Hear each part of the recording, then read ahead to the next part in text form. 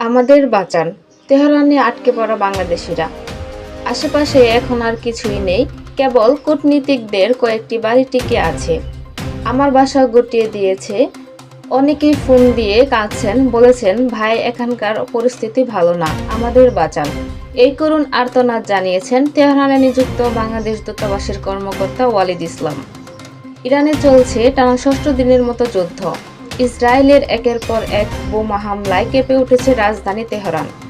ঘরবাড়ি ধ্বংস হচ্ছে, মানুষ আতঙ্কে ছুটছে নিরাপত্তার খোঁজে। বর্তমানে তেহরানে অবস্থান করছে প্রায় 400 বাংলাদেশিরা। তাদের অনেকেই আজ গভীর আতঙ্কে, আমি অনিশ্চয়তায় দিন পার করছি।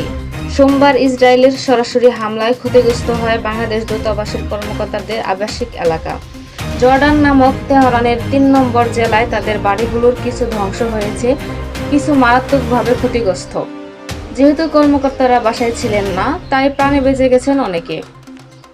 শুধু তেহরান নয়, বন্দর আব্বাস এমনকি আরও কিছু শহরে হামলার খবর পাওয়া যাচ্ছে। যেই সব জায়গা থেকেও অনেকে বাংলাদেশ দূতাবাসে ফোন করেছে, আশ্রয়ের অনুরোধ জানিয়েছেন, কাঁদছেন। ওয়ালিদ ইসলাম বলেছেন, এই আর্তনাদ সহ্য করা যায় না। বাংলাদেশ সরকার তাদের উদ্ধার করতে কাজ শুরু করেছে। প্রথমে তেহরানের ভেতর নিরাপদ আশ্রয় নেওয়া হচ্ছে সবাইকে। পরবর্তীতে পাকিস্তান, তুরস্ক হয়ে দেশে ফেরানোর পরিকল্পনা নেওয়া হয়েছে। এরই মধ্যে চালু করা হয়েছে 2টি জরুরি হটলাইন, একটি তেহরানে, অন্যটি ঢাকায়।